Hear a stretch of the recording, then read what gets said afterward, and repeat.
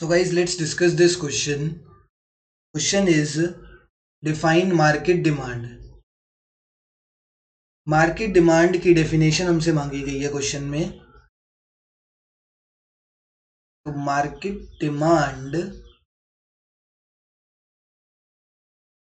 refers to the quantity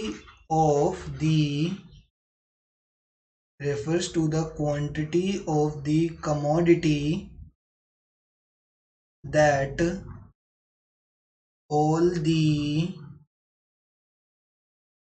consumers in the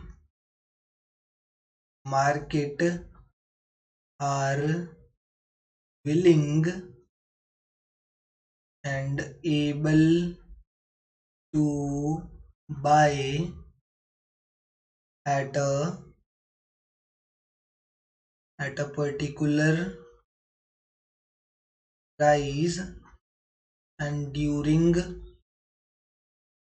a particular period of time. क्या मतलब है market demand का? Market demand refers to the quantity of the commodity that all the consumers in the market are willing and able to buy at a particular price and during a particular period of time.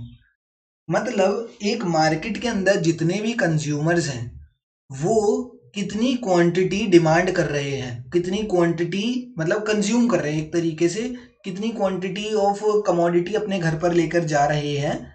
ठीक है, वो willing and able to buy का मतलब अपने घर पर लेके जा रहे हैं, कितनी क्वांटिटी परचेज कर रहे हैं एट द पर्टिकुलर प्राइस भी सेम है at the particular price and during a particular period of time.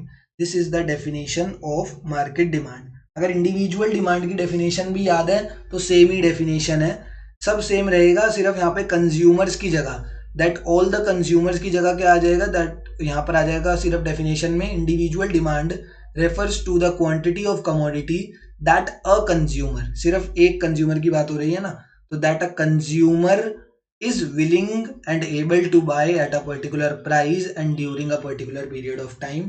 That would be the definition of individual demand. दोनों की डेफिनेशन में कुछ ज्यादा फर्क नहीं है, बस यहाँ पे कंज्यूमर्स आएगा एंड वहां पे एक सिंगल कंज्यूमर है. ठीक है, थैंक यू.